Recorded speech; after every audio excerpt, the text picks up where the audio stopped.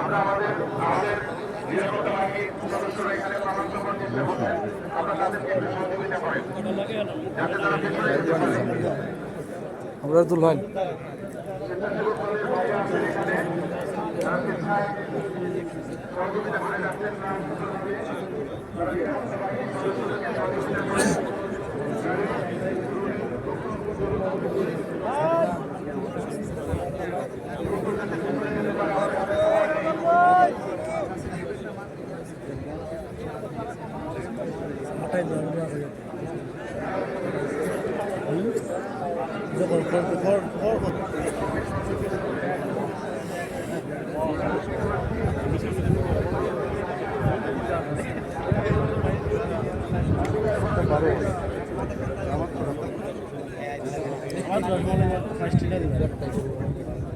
আমার